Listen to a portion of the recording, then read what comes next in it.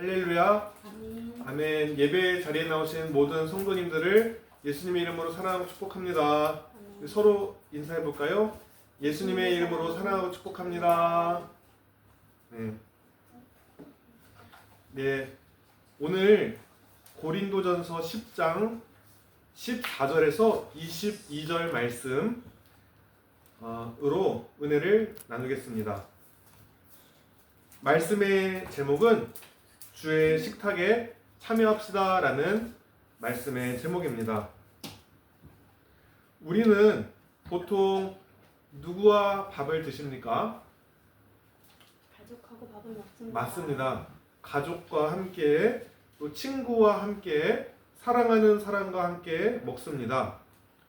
때로는 중요한 사람과 함께 관계를 맺기 위해 식사 자리를 갖기도 합니다.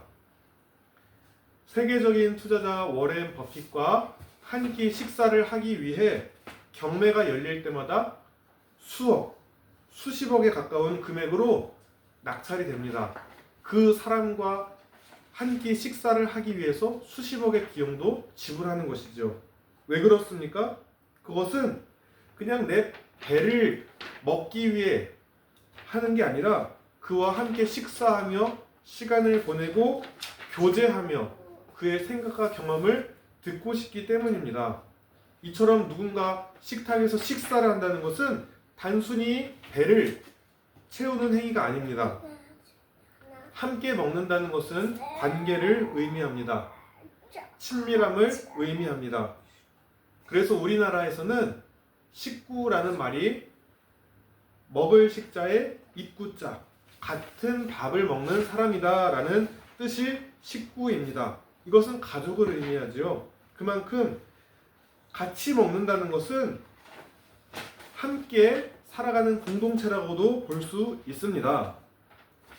그런데 오늘 본문에도 식탁 이야기가 나옵니다.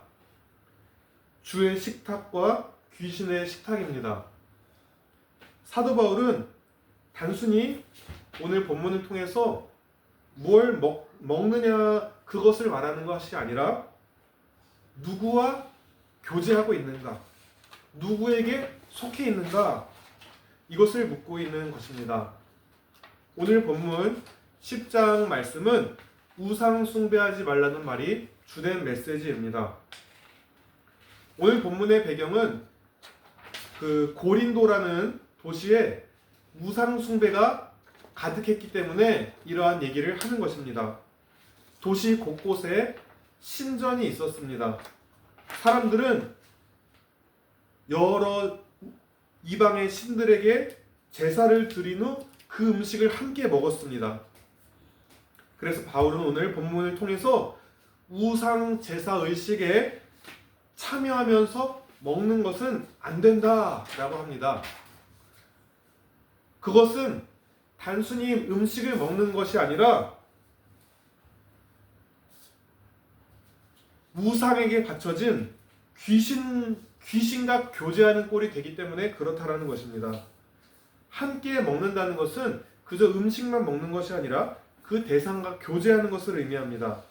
그러면서 바울은 오늘 세 가지의 식탁을 들어서 설명을 합니다. 첫째, 하나님과 교제하는 식탁인 이스라엘의 제단. 둘째, 그리스도와 연합하는 식탁인 성찬.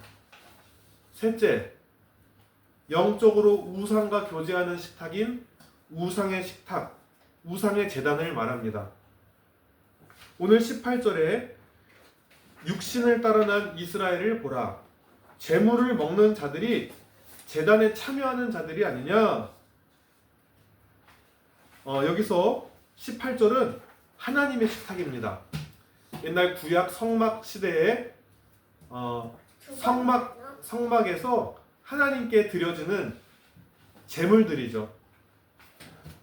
오늘날 많은 사람들이 구약의 제사를 어렵게 느낍니다. 저도 그랬는데 제가 얼마 전 구약의 성막 이야기를 들으면서 이 구약의 성막이 구약 얘기가 아니구나. 단순한 옛날의 종교 제도가 아니라 이것이 다 예수 그리스도를 의미하는 것이구나. 그래서 많은 신학자들은 이 성막, 구약의 제사, 그것을 복음의 그림, 복음의 뿌리라고 부르기도 합니다. 성막 안의 모든 것, 제단, 물두멍, 진설병, 등잔대, 지성소의 법궤, 분향단, 이 모든 것이 예수 그리스도께서 하실 일을 예표하고 있다는 것입니다. 저도 최근에 성막을 공부하면서 공부할수록 얼마나 더 큰 은혜가 있고 하나님의 구원 계획이 정교하게 준비되어 있었는지를 더 깊이 깨닫게 됩니다. 그래서 제가 시간이 되는 대로 이 성막 이야기를 조금씩 나눠 보려 합니다. 우리가 이 복음에 뿌린 성막을 통해서 우리 신앙이 더 견고하게 세워지기를 소망합니다. 예, 오늘 본문에 나온 제사가 있죠. 이 제사는 여러 제사 중에 화목제라는 제사입니다. 이 화목제는 다른 제사와는 달리 제물을 하나님께 드린 후에 제사장 혼자만 그 제물을 먹는 게 아니라 제사를 드린 사람과 함께 그 가족들도 그 제물의 고기를 나누어 먹는 것이 화목제입니다. 왜 그랬을까요? 그것은 하나님과 화목하게 되었기 때문입니다. 너무 기뻐서 함께 음식을 나누는 겁니다. 내가 하나님께 화목제를 드려서 하나님과의 관계가 회복되어서 기뻐서 그 화목제를 드린 사람과 그 가족들이 함께 고기를 나눠 먹는 거예요. 마치 하나님이 이 음식을 먹는 너를 보면서 내가 너를 용납했다. 이제 나와 함께 교제하자. 내 식탁에 앉아라 라는 의미와 비슷합니다. 이 화목제는요, 단순한 제사가 아니라 하나님과 함께하는 잔치였습니다. 함께 제사에 드려진 고기를 먹고 하나님과 교제한다는 것을 의미했습니다. 그래서 바울은 바로 이 사실을 떠올리면서 제물을 먹는 자들이 제단에 참여하는 자들이 아니냐, 단순히 고기만 먹은 게 아니라 그 제단의 제물의 고기의 그 의미를 나누면서 하나님과 함께 했다라는 것이죠. 이렇게 성막에서 화목제를 드린 후 먹는 음식은 단순히 고기를 먹는 게 아니었습니다. 하나님과 화목하게 되었다, 기쁘다, 이것을 기쁨으로 드리는 자리였습니다. 그러나 오늘날 우리는 더 이상 성막에 화목제를 드리진 않습니다. 왜냐하면 예수님께서 단번에 화목제물이 되셨기 때문입니다. 완전한 화목제물이 되셨기 때문입니다. 그래서 우리는 이런 화목제를 드리는 대신에 영적인 식탁에 참여하고 있습니다. 말씀을 읽고 기도하고 예배하고 성찬에 참여하는 것은 하나님과 교제하는 것입니다. 오늘 본문의 두 번째 식탁은 성찬입니다. 16절 말씀에 우리의 축복하는 바, 축복의 자는 그리스도의 피에 참여함이 아니며 참여하는 것이 아니냐. 그렇죠? 또 우리가 이 떼는 빵은 그리스도의 몸에 참여하는 것이 아니냐. 우리가 그냥 단순한 포도주와 빵을 먹는 게 아니라 그냥 우리 배고프니까 먹는 게 아니라 이것을 통해서 우리가 무엇을 의미합니까? 이것은 예수님이 우리의 완전한 화목제물이 되어주셨기 때문에 예수님과 함께하면서 내 죄사함을 얻었구나, 이제는 나도 예수님을 위해 살아가야겠구나 라는 의미의 성찬식입니다. 제가 아는 어떤 분은 교회에서 맨날 습관적으로 성찬식을 할 때마다 왜 하는지 별로 이렇게 큰 감흥을 느끼지 못했지만 이 본문을 보고 나서 내가 이제 앞으로 성찬식에 참여할 때 이 성찬에 담긴 의미를 더 깊이 묵상하며 참여해봐야겠다, 이런 결단을 하시더라고요. 성찬은 하나님께서 우리를, 죄인된 우리를 그리스도 예수의 보혈의 공로를 통하여 용납해 주셨다는, 이제는 내 식탁에 함께 참여하라는 초대의 사건입니다. 구약의 화목제가 하나님과 함께한 기쁨의 식사였다면, 하나님과 화해하게 된 기쁨의 식사였다면, 신약의 성찬은 예수님의 십자가로 하나님과 화목하게 된 사람들이 참여하여 떡과 포도주를 마시는 은혜의 식탁입니다. 이 성찬을 통해서 우리는 다시 확인합니다. 나는 하나님의 자녀다. 나는 용서받은 사람이다. 나는 하나님과 화목하게 되었다. 이 주의 식탁에 참여한 자들은 사랑의 식탁, 은혜와 생명의 식탁을 누리는 것입니다. 그래서 초대교회 성도들은 함께 모일 때마다 떡을 떼며 주님의 죽으심과 부활을 기억했습니다. 이처럼 성찬은 단순히 무언가를 먹거나 단순한 의식이 아닙니다.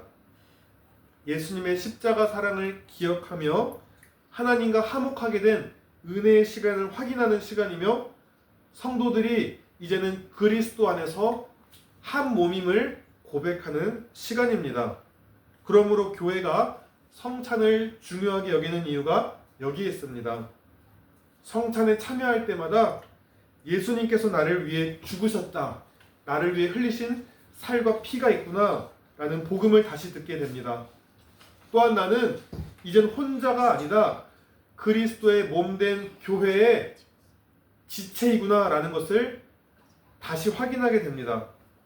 그렇기 때문에 이 성찬의 의미를 깊이 생각하며 참여하는 것은 우리의 믿음을 새롭게 하고 하나님에 대한 감사와 사랑을 회복하는 데 큰 도움이 됩니다. 세 번째 식탁으로는 귀신의 식탁이 나옵니다. 오늘 본문 말씀에 주의 식탁과 귀신의 식탁에 겸하여 참여하지 못하리라. 왜 이런 말씀이 나온지 이제는 이해하실 수 있겠죠? 식탁은 관계이기 때문입니다. 화목제에 참여하는 사람들은 하나님의 백성임을 나타냅니다. 또한 성찬식에 참여하는 사람은 그리스도께 속한 사람임을 나타냅니다. 그런데 우상 제사에 참여하면서 그 음식을 먹는 것은 우상 숭배의 자리에 자신을 연결시키는 행동입니다. 우상을 향해서 드리는 제물은 우상을 향한 연결이라는 것입니다. 그래서 바울이 두 식탁에 동시에 앉을 수 없다. 하나님과 교제하면서 동시에 우상과도 교제할 수 없다. 그럼 우리는 나는 뭐 우상 이방 신전에 안 가고 있어, 뭐 이렇게 나는 무관해 라고 얘기하실지 모르겠지만, 뭐야? 오늘날 우리가 뭐예요? 무슬림 사원, 불교 사찰 등과 같이 직접 우상의 신전에 제사를 드리는 경우는 없다 하더라도 실제 우리 삶 속에서 나보다, 하나님보다 나를 더 앞세우는 마음, 하나님보다 더 사랑하고 의지하는 것들, 그런 것들, 예를 들면 돈의 식탁, 욕심의 식탁, 쾌락의 식탁, 세상의 성공을 절대적인 기준으로 삼는 식탁 등이 있습니다. 또한 우리가 말씀을 먹는다고 하죠. 영의 양식인 말씀을 먹듯이 우리 위 속으로 들어가는 음식뿐만 아니라 우리의 눈과 귀를 통해서 들어오는 수많은 세상의 정보들, TV나 유튜브 등에서 끊임없는 자극과 중독의 식탁이 있습니다. 물론 이것들은 어떻게 사용하느냐에 따라 선한 도구가 될 수 있습니다. 저도 때로는 몇 분간 쉬려고 봤지만 어느새 한두 시간이 금방 가버리는 경우도 있습니다. 말씀을 먹을 때는 내 영이 충만하고 회복되고 마음이 기쁜데, 이것들은 많이 볼수록 더 피곤해집니다. 하나님을 생각할 시간을 뺏기게 됩니다. 또 다른 식탁은 비교와 시기의 식탁이 있습니다. SNS를 보면서 나는 왜 저렇게 살지 못할지? 왜 나는 저 사람보다 부족하지? 하나님이 주신 감사는 사라지고 불평과 열등감이 자리 잡습니다. 이러한 식탁에 오래 앉아 있으면 영혼이 병들게 됩니다. 제가 하나님 은혜로 다음 달에 대만에 아주 저렴한 가격으로 선교사님을 보러 가는 일정으로 크루즈를 타러 가는 길은 크루즈를 타고 오는 길은 비행기를 타고 갑니다. 제가 유튜브에서 직접 예약해서 엄청 싼 가격으로 간 거예요. 그래서 너무 감사하고 있었어요. 그런데 이게 그 출항 날이 임박하다 보니까 이 조금 더 싸게 나온 어떠한 그런 티켓이 있었어요. 우리도 일반 사람에 비하면 엄청 싼 건데 저는 이미 나는 훨씬 많은 이득을 봤으니까 감사한데 어떤 사람이 댓글이 이러더라고요. 나는 이미 했는데 더 싼 게 나와버리네 하면서 좀 불평을 하더라고요. 참 그거 보면서 원가에 정가에 그렇게 한 사람들보다 훨씬 싸게 가면서도 나보다 조금 더 싸게 가는 사람이 있으니까 불평하는 사람이 있더라고요. 저는 안 그랬어요. 저는 이미 많은 혜택을 받기 때문에 그런 걸 보면서 비교하는 것은 끝이 없구나, 사람의 욕심은. 그리고 우리가 이 외에도 서로 여러 각자의 의견이 맞다고 주장하면서 다른 사람을 비방하면서 그러한 많은 것들을 보면서 우리 마음이 하나님께 집중하지 못하게 되는 때가 있습니다. 우리가 비록 무슬림이나 불교 사찰은 안 가더라도 우리가 일상의 삶에서 이러한 식탁에 참여하고 있지는 않습니까? 그렇다면 오늘 본문의 성막 제사와 성찬 이외에 우리가 참여해야 할 주의 식탁은 어떤 식탁입니까? 첫째로 말씀의 식탁입니다. 매일 성경을 읽는 것이 중요합니다. 많이 읽으란 얘기가 아니라 한 구절이라도 깊이 묵상해서 로고스의 말씀이 레마의 말씀으로 내게 말씀하시도록, 우리가 영혼의 양식이 말씀이라면은 말씀을 먹지 않으면 어찌 내 영혼이 강건하겠습니까? 두 번째로는 기도의 식탁입니다. 기도는 하나님과 나누는 대화입니다. 짧아도 좋습니다. 순간순간 하나님을 붙들고 놓치지 않는 그 마음으로 하나님과 교제하는 시간을 가져야 합니다. 셋째로 성도의 교제의 식탁입니다. 함께 예배하고 말씀을 나누고 기도 제목을 나누고 격려하는 것입니다. 왜냐하면 혼자서 신앙생활하기 쉽지 않기 때문입니다. 넷째로 감사의 식탁입니다. 세상은 부족한 것만 보게 하지만 우리가 받은 것들을 보면서 우리가 구원을 받았고 하나님께서 이미 많은 것들을 허락하신 것을 기억하면서 이 감사의 식탁을 가질 때 우리의 영혼은 건강하게 됩니다. 저도 매 순간 매일 내 마음이, 내 몸이 귀신의 식탁의 자리에 가는 것이 아니라 주의 식탁에 더 많이 참여하고자 애를 씁니다. 그래서 내 마음의 주인이 하나님이 되시도록 날마다 싸워가고 있는 중입니다. 저 같은 경우는 매일 큐티를 합니다.